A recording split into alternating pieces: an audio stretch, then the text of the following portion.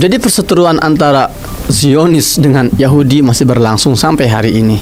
Bahkan kalau kita kembali kepada bulan Juni lalu ketika ribuan Yahudi Haredi atau Haredim mereka demo di tengah-tengah pusat Tel Aviv, mereka berteriak-teriak di tengah jalan, kami lebih memilih mati sebagai Yahudi daripada hidup sebagai Zionis. Mereka juga berteriak bahwa Israel bukan negara Yahudi, Israel adalah negara Zionis, dan kami menolak direkrut sebagai tentara untuk berperang demi melayani agama Zionis. Ada apa dengan Zionis dan Yahudi ini? Allah sudah sebutkan dalam Al-Quran surat Al-Maidah ayat 23 sampai ayat 27. Kita akan bahas dalam konten kita hari ini bersama saya Muhammad Hussein Gaza.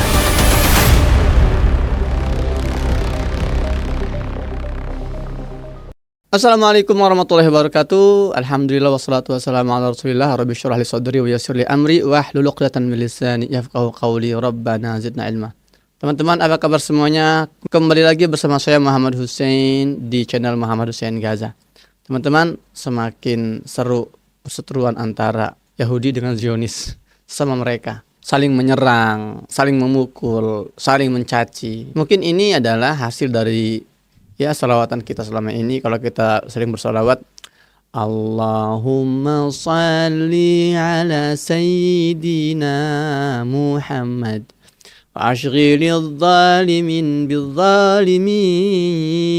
Dalam potongan salawat itu ada kata-kata wa ashghilil zalimin bil zalimin. Ya Allah, sibukkanlah orang-orang zalim itu dengan orang-orang zalim lainnya. Artinya apa? Ya artinya buat mereka bertempur sesama mereka. Nah, itu yang sedang terjadi di Israel hari ini. Karena saya baca kabar terbaru di gazamedia.net, teman-teman, saya selalu ingatkan untuk membuka gazamedia.net. Ayo teman-teman, kita kembali pada budaya membaca. Saya akan sedikit membahas masalah membaca ini. Ini prihatin sekali. Dan saya juga sudah sampaikan ke teman-teman sesama jurnalis dan ke beberapa ulama ya, untuk kita sama-sama membenahi satu mindset dan pola pikir yang keliru selama ini. Jadi memang kita semua memahami bahwa masyarakat hari ini, masyarakat modern, terutama anak muda, generasi Z, Gen Z itu ya, kita semua meyakini bahwa hari ini kita hidup dalam peradaban yang pengennya instan, pragmatis, pengennya serba cepat. Itu kita akui. Makanya orang jadi malas membaca. Maksudnya membaca literatur yang istilahnya berat atau membaca buku lah, kurang lebih seperti itu. Apalagi berita, website seperti gazamedia.net. Jadi masyarakat itu senangnya, anak-anak muda ini senangnya itu ya yang instan-instan, yang cepat-cepat. Maka mereka lebih senang baca berita di sosial media. Nah, yang saya sayangkan, alih-alih kita ini memperbaiki mindsetnya, malah banyak dari kita ini menyerah dan lebih memilih, oke, fine, that's all, that's it. Kalau emang mereka nggak mau baca website kita, ya udah kita fokus aja di media sosial. Jadi seperti ada pesimisme di situ. Akhirnya mereka lebih fokus di sosial media, berita-berita di sosial media. Karena kita menyerah untuk membangun kembali semangat membaca kalangan masyarakat. Padahal ini harusnya kita lawan, harusnya kita benahi pada sumbernya, yaitu malas membaca itu. Bukan mereka kita menyerah lalu kita, ya sudahlah kita fokus aja di media sosial. Padahal kalau kita, terutama umat Islam, jelas sekali ayat pertama yang turun kepada Nabi SAW adalah Iqra, baca. Bahkan Allah menyebutkan kalimat membaca, bacalah wahai Muhammad, itu 2 kali dalam surat Al-Alaq itu. Iqra bismi rabbikal ladzi khalaq, khalaqal insana min 'alaq, Iqra wa rabbukal akram. Iqra, baca wahai Muhammad. Wahai Muhammad, ajak kaummu membaca. Membaca ini adalah cara kita, media terbaik untuk kita mendapatkan ilmu, teman-teman. Dan kita harus sabar dalam membaca. Jangan buru-buru baca satu persatu. Gitu. Maka siapa yang belum baca hari ini, baca gazamedia.net untuk mengawal terus pemberitaan tentang Palestina. Oke, dalam tajuk hari ini 14 November kita tulis di gazamedia.net, ribuan Yahudi Haredi doakan kemenangan Israel meski tolak ikut perang. Jadi dari judulnya kita sudah bisa melihat, oh ini mental Bani Israel banget ini. Jadi bagi mereka udah kita doa aja, nggak usah ikut perang. Padahal mereka lagi ada di medan perang seperti itu. Dan mereka itu punya fasilitas. Bahkan mereka difasilitasi oleh pemerintah mereka.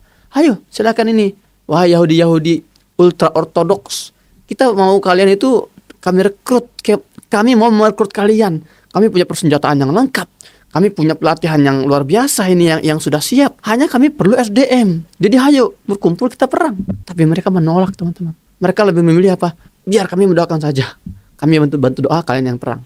Kalau di Gaza nggak gitu. Kenapa di Gaza orang sipil nggak ikut perang? Karena mereka terbatas fasilitasnya. Mereka nggak punya persenjataan. Mereka juga nggak bisa pelatihan seperti Israel. Mereka punya ya area khusus untuk pelatihan militer. Gaza nggak punya, makanya kita banyak warga sipil di Gaza ini mereka nggak ikut perang. Karena kalau mereka perang dengan misalnya bebatuan, dengan ala kadarnya, itu namanya kekonyolan itu. Itu mereka sedang mencari mati, bukan mengharapkan kesyahidan. Bedanya itu antara sipil di Gaza dengan sipil di Israel.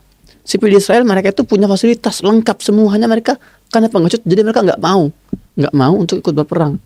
Nah, kita akan baca sedikit ya.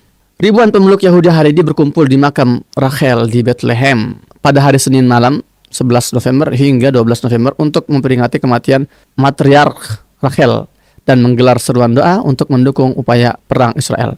Demikian dilaporkan Times of Israel. Doa ini dilakukan sebagai bentuk dukungan terhadap upaya perang Israel melalui doa dan studi Taurat, bukan melalui senjata atau peperangan langsung. Pada peringatan 11 Sheshvan yang jatuh pada Senin sore hingga Selasa, aplikasi Waze mengarahkan pengunjung menuju stadion Teddy di Yerusalem, bukan langsung ke makam Rachel. Di sana bus-bus membawa peziarah menuju makam yang terletak di area A yang dikuasai Palestina. Tempat Rachel menurut tradisi Yahudi, Kristen, dan Muslim diyakini dimakamkan. Mereka berdoa untuk keselamatan Israel dan mengingat penderitaan Israel lebih dari setahun akibat perang di Gaza dan Lebanon. Dalam kondisi ini, para rabi Haredi menyerukan agar umat tidak hanya berfokus pada kekuatan militer, tapi juga memperkuat doa dan studi Taurat sebagai bentuk perlindungan spiritual. Namun, acara doa ini juga mencerminkan ketegangan politik di Israel terkait dengan wajib militer bagi para Haredi. Banyak warga Israel, terutama di kalangan non-Haredi, mendesak agar komunitas Haredi turut serta dalam usaha pertahanan negara. Sementara Haredi berpendapat bahwa studi Taurat mereka sama pentingnya dalam menjaga keselamatan bangsa Yahudi. Itu bedanya dengan kita umat Islam. Di Gaza, pada serangan 7 Oktober, ketika ribuan para mujahidin, para pejuang-pejuang Gaza itu menembus perbatasan Gaza Israel, kalian tahu siapa yang masuk ke sana? Anak-anak muda, para penghafal Al-Quran, para guru Al-Quran. Jadi bukan orang-orang yang jauh dari agama. Nggak seperti orang-orang Yahudi itu, mereka beralasan kami nggak bisa berperang karena kami fokus mempelajari Yahudi kami, mempelajari Yudaisme kami, mempelajari Taurat kami. Itu nggak diterima dalam Islam itu. Siapapun orangnya, apapun profesinya, entah itu dai atau entah itu sipil biasa, kalau dia punya fasilitas dan dia punya kemampuan, dia punya peluang, berangkat. Makanya para pemimpin Al-Qassam, para pejuang-pejuang Gaza itu rata-rata orang-orang akademisi dan para ulama. Contoh misalnya, antum cek deh di Google, namanya itu Dr. Nizar Royan. Nizar Royan ini Masya Allah salah seorang pimpinan mujahidin yang dibunuh tahun 2000 berapa lupa saya, 2008 atau 2007 dibunuh. Saat itu dia bersama seluruh keluarganya dan 4 orang istrinya di Jabalia. Dan beliau ini Syahid Nizar Royan adalah seorang guru besar, dosen di Universitas Islam Gaza jurusan Al-Hadis. Beliau itu ulama hadis, tapi beliau sehari-hari itu menggunakan ya baju zirah para pejuang itu. Masya Allah. Siapa lagi misalnya? Atau contohnya ya, pejuang Palestina lagi ya, yang juga ya, pimpinan para mujahidin, tapi kayak ini di Afghanistan. Namanya Dr. Abdul Azam. Beliau seorang dosen juga, akademisi, ulama usuluddin, S3-nya usuluddin beliau. Tapi beliau enggak beralasan seperti Haredim. Saya cukup belajar agama, saya mempelajari hadis, jadi saya enggak boleh berperang. Enggak. Tapi dia juga berperang di garis terdepan. Itulah mental-mental para mujahidin, para pejuang-pejuang Muslim di Gaza, Palestina. Dan itu mental itu yang mau kita miliki, teman-teman. Jadi apapun itu profesi kita harus siap dalam segala kondisi. Karena kalau kita sudah siap mempersiapkan diri, paling tidak oke lah kita mungkin nggak akan berjihad di sana di Palestina dalam waktu dekat. Tapi suatu hari nanti ketika Indonesia ini diserang oleh satu kekuatan asing, kita sudah siap untuk berjuang mempertahankan tanah air ini sebagai seorang warga negara Indonesia. Jangan bermental orang Yahudi tadi. Kita nggak bisa ikut perang karena kita ini adalah ya orang-orang agamawan, kita orang-orang spiritualis dan sebagainya. Tidak bisa diterima itu. Baik teman-teman, kalau kita mempelajari memang sifat orang Bani Israel sejak dahulu kala itu sudah disebut oleh Al-Quran. Sebelum Yahudi muncul, ya ketika mereka masih berupa Bani Israel, masih sebagai umat Islam, masih sebagai bangsa keturunannya Nabi Yakub alaihissalam, Mereka sudah memiliki watak itu, watak pengecut dan watak tidak mau berperang dan bahkan menyerahkan kewajiban itu kepada pimpinannya. Contohnya dalam Al-Quran surat Al-Ma'idah ayat 21 ketika Allah berfirman menceritakan perbincangan antara Nabi Musa dengan bangsa Bani Israel saat itu. Allah berfirman, A'udzu billahi minasyaitonir rajim. Ya qaumi udkhulul ardal muqaddasata allati kataballahu lakum wa la tartaddu ala adbarikum fatanqalibu khasirin. Saat itu Nabi Musa mengatakan kepada Bani Israel, wahai kaumku, wahai kaum Bani Israel keturunan Yakub alaihissalam, ayo dong masuk ini ke tanah suci yang Allah tulis untuk kalian, yang Allah persilakan kalian masuk di situ. Ini tanah kalian, Bani Israel. Sekali lagi teman-teman, Bani Israel hari itu agamanya bukan Yahudi, tapi agamanya Islam. Karena Nabi Musa, menurut kepercayaan kita, orang Muslim. Islam itu agamanya, Muslim itu penganutnya. Nggak beda ya, sama. Islam itu agamanya, Muslim itu penganutnya. Oke, jelas ya. Kayak syirik itu menyekutukan Allah. Orang yang melakukan syirik namanya musyrik, jelas. Nifaq itu hipokrit. Orang yang melakukan hipokrit namanya munafik. Jadi jangan beda-bedain, enggak Ustaz. Mereka itu dulu itu Islam bukan Muslim, itu selalu keliru. Para nabi-nabi dari Adam, Idris sampai Nabi Musa sampai Nabi Muhammad, mereka beragama Islam. Karena mereka beragama Islam, mereka disebutnya Muslim, sama kayak kita. Nah, hari itu Bani Israel itu agamanya Islam. Mereka orang Muslim, makanya saat itu Allah perintahkan masuk ke tanah Baitul Maqdis ini, tanah Palestina ini. Jangan kalian kabur. Kalau kalian kabur, rugi kalian. Itu perintah Nabi Musa alaihissalam. Tapi apa jawaban Bani Israel hari itu? Bangsa yang pengecut. Qalu, mereka berkata, ya Musa, inna fiha qauman jabbarin wa inna lan nadkhulaha hatta yakhruju minha. Fa in yakhruju minha fa inna dakhilun. Jawaban Bani Israel, wahai Musa, di situ di tanah Palestina itu ada orang-orang kuat, ada orang-orang besar yang gagah pemberani. Dan kami nggak akan masuk selama mereka di situ. Kalau mereka sudah keluar, baru kami masuk. Ini kan mental-mental mereka. Makanya itu yang sekarang saya juga memahami. Oh, kenapa Zionis ini sangat mengandalkan serangan udara di Gaza itu? Karena mereka itu serangan-serangan udara itu bertujuan agar warga Gaza ini keluar. Itulah kenapa mereka sering ultimatum kan. Wahai para penduduk utara, keluar. Kalau tidak kami akan bunuh. Maka dibantai, bam. Sampai detik ini mereka terus membunuhi agar mereka keluar gitu loh. Ketika sudah ada yang beberapa yang keluar, baru mereka masuk itu pun dengan apa? Dengan persenjataan yang luar biasa lengkap gitu. Jadi itu mental mereka.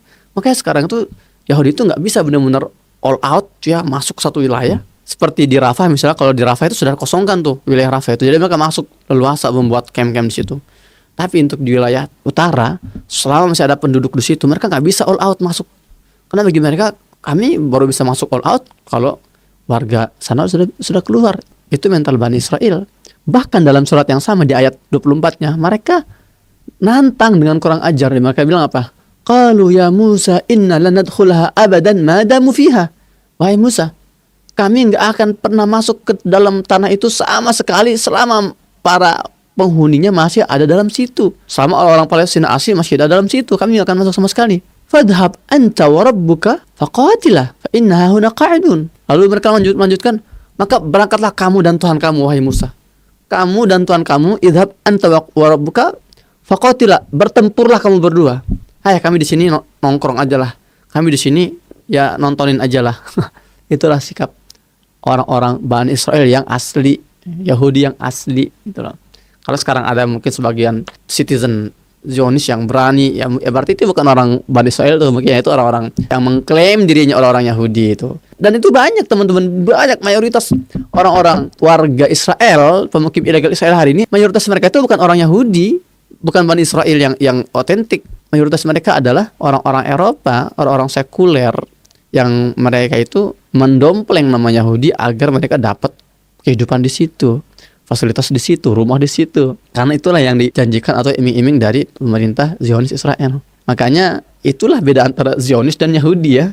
Jadi nggak semua Zionis itu Yahudi, sebagaimana nggak semua Yahudi itu Zionis. Maka dalam demo-demo orang-orang Yahudi ultra-ortodok yang memiliki kemungkinan probabilitas mereka ini keturunan Bani Israel yang lebih otentik, itu mereka mengatakan bahwa kami tidak mau berperang melayani negara Zionis, melayani agama Zionis. Kami ini agamanya Yahudi, bahkan mereka menganggap Zionis itu sebuah agama, bukan sebuah ideologi. Saking mereka takutnya disuruh perang, jadi mereka membuat berdalih macam-macam lah gitu dalih mereka. Nah, teman-teman, kita berharap kita semua tidak terjatuh dalam mental seperti itu. Kita nggak punya mental seperti itu, karena seorang muslim ini harus pertama pintar dalam agamanya. Kita harus rakus belajar dalam memahami Al-Quran, kemudian fikih, usul fikihnya kalau bisa bahkan ya, atau ya ilmu-ilmu syar'i dasar. Karena kalau kita sudah memahami kewajiban kita seorang muslim, maka otomatis akan terbentuk semangat-semangat perjuangan kita, bukan malah ya mundur ke belakang atau kabur. Wah, Ustaz Sen kabur dari Gaza ini. Loh, saya dihimbau keras oleh Kementerian Luar Negeri untuk pulang sementara. Kata pihak Menlu, Mas Hussein, Anda harus pulang, Anda bukan kabur, Anda sedang dibutuhkan oleh kami agar bisa menjadi suara-suara kami untuk pemberontakan Palestina. Jadi kita sedang kembali ke Indonesia untuk menyusun strategi agar kita bisa menghimpun kekuatan. Kalau saya di Gaza kemudian pasif, diam, nggak bisa ngapa-ngapain, nggak ada internet, nggak ada listrik, dengan harapan semoga saya syahid dalam kondisi seperti ini, saya nggak mau. Saya nggak mau terbunuh dalam kondisi saya tidak berjuang. Saya hanya menunggu kematian, enggak. Bagi saya lebih baik saya berjuang di Indonesia, membangunkan masyarakat, membangkitkan masyarakat, mengedukasi masyarakat, daripada saya harus dengan alasan mencari syahid, tapi saya pasif dan tidak berjuang di sana.